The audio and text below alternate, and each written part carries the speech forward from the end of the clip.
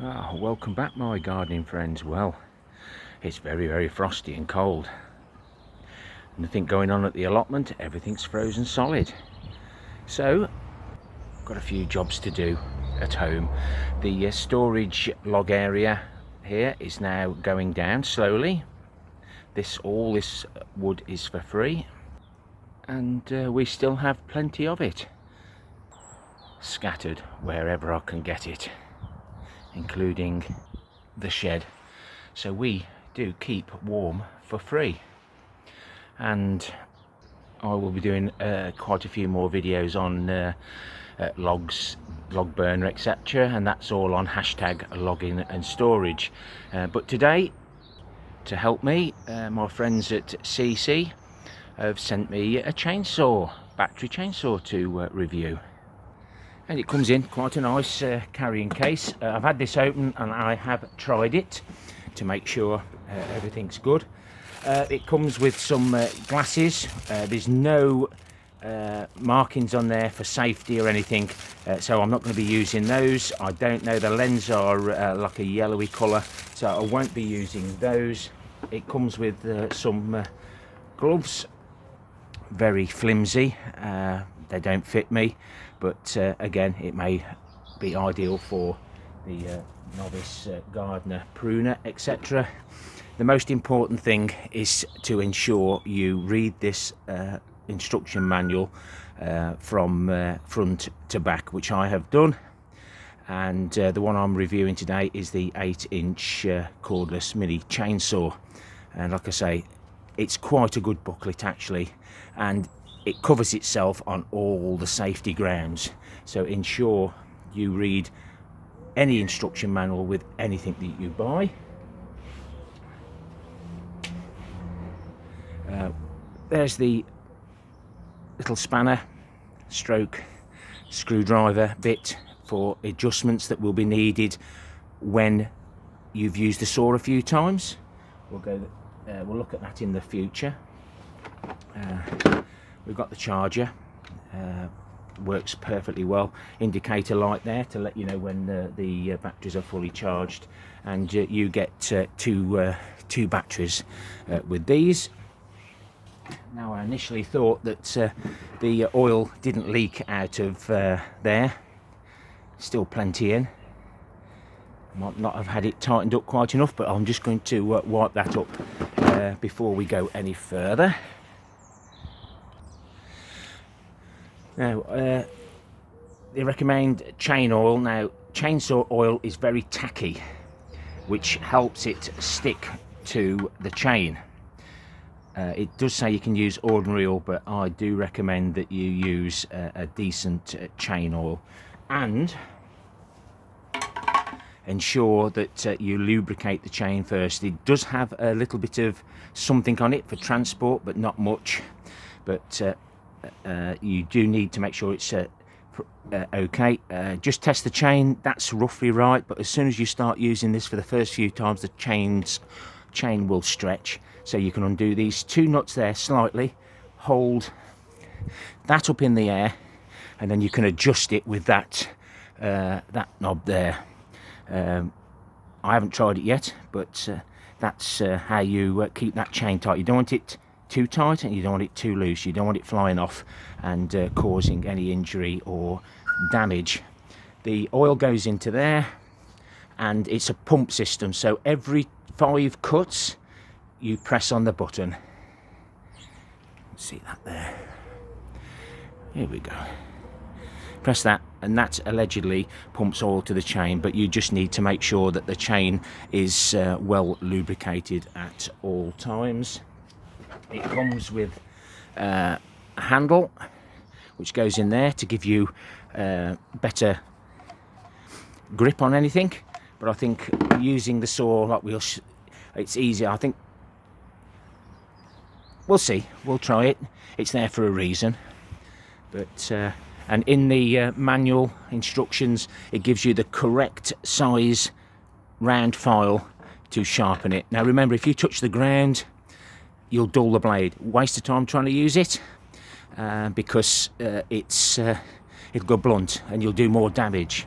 There's the fill marker. Now I could not see the oil in that, my eyes aren't brilliant, but a good way to see if you've got any oil in is just to tip it upside down. The safety button, at the moment we can't press it, you see, no battery. Don't mess about with it while the battery's in. We press that lever through, and then we've got full control. And as soon as you stop, press it on, stop. If you finish sawing, take the battery out before you mess with this saw, because I'll show you shortly, it will bite, and they don't stitch chainsaw wounds up. Right, we'll get set up. I found a little funnel helpful to pop the oil into there, and I think that's all we've got to look at just at the moment. I'll just get it all set up. Now, these are proper chainsaw gloves. On the back here, they're full of little fibres which jam the saw up. So it should jam the saw before it gets through to your hand. So I'll be using this on my left hand because my right hand is protected. And I'll be using my chainsaw helmet, which has got the visor on the front and the ear defenders. And like I said, I can't stress how important it is for the health and safety side of things. So we'll switch it on. And it's quite quick actually. I'll try not to knock it off. But the main reason for me wanting a little chainsaw like this is for when I'm in my car, I see a fallen branch, I can stop, cut it up into either small pieces and bag it up, or I can just cut it into lengths so that it fits. We get a lot of fallen branches, and they're far too big to mess about with a bow saw, so hopefully this will do the trick.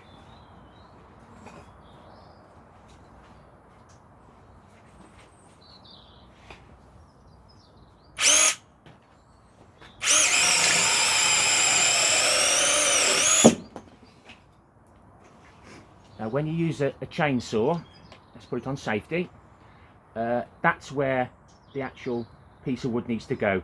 There's some grooves there, similar to the teeth on a chainsaw, where you can actually grip. So that's where you always cut from, to ensure you don't get any juddering or any other issues. Now, green wood will cut better than dry wood.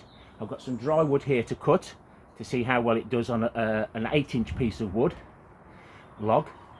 But we'll chop this up and see how we go. Safety.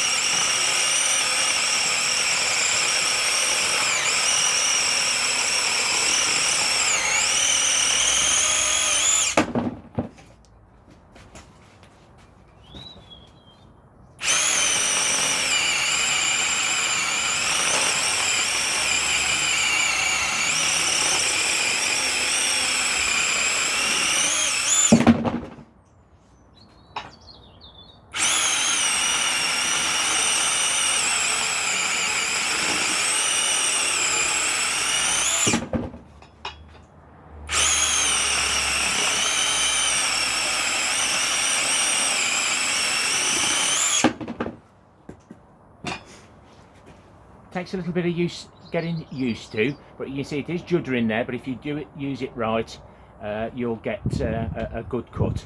So we'll leave it at that for now. I'm going to put this big piece of wood in here. I don't want this video to drag on for too long.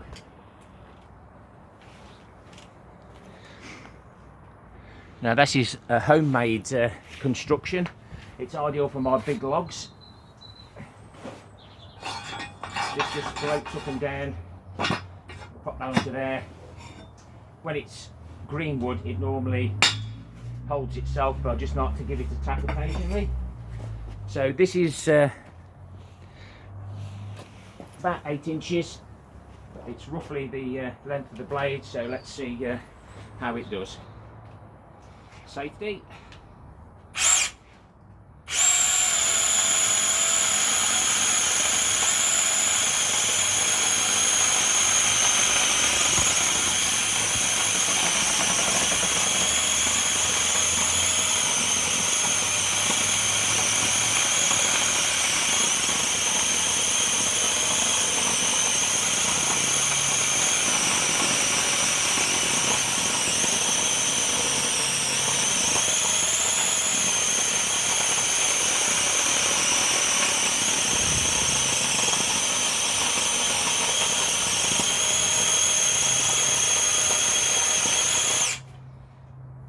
pump it a couple of times.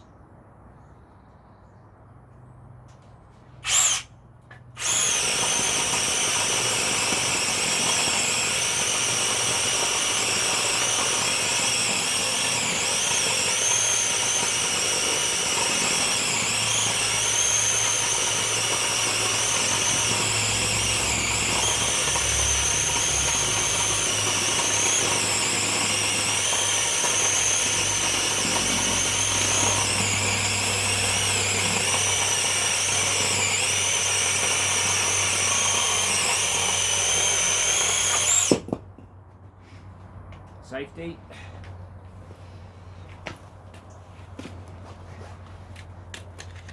So that's gone through there. You might be able to see a little light there. I didn't notice that before. Safety. But you can see that's really dry wood, and it ain't done too bad. I'd normally use a bigger saw, but if you're out on site or in the fields or whatever you do, you could cut something down as big as that, especially if it was green wood.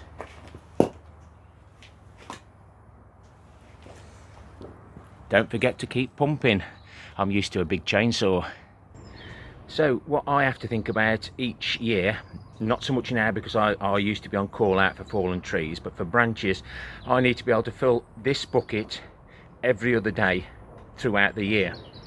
And as you can see, that one branch that I took probably half filled that. But to have a big chainsaw having the smell of the fuel and the weight of it, carrying it about, compared with that, I am very impressed. Keep an eye on the oil on the chain because it's metal against metal, and you do need to keep pumping that button. It does recommend every 5 cuts, so just be aware of that.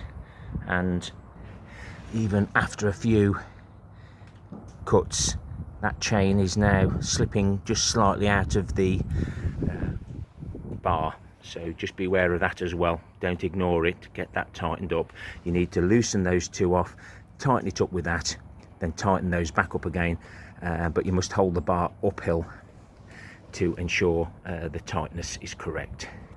Hope you found that useful. I did 1 cut to bring that branch home, and I was impressed then. I'm impressed now, and I'll do an update later on in the new year as to how well it performs and battery length, etc. Happy logging to you all. Till next time, my friends. Ta-ra for now.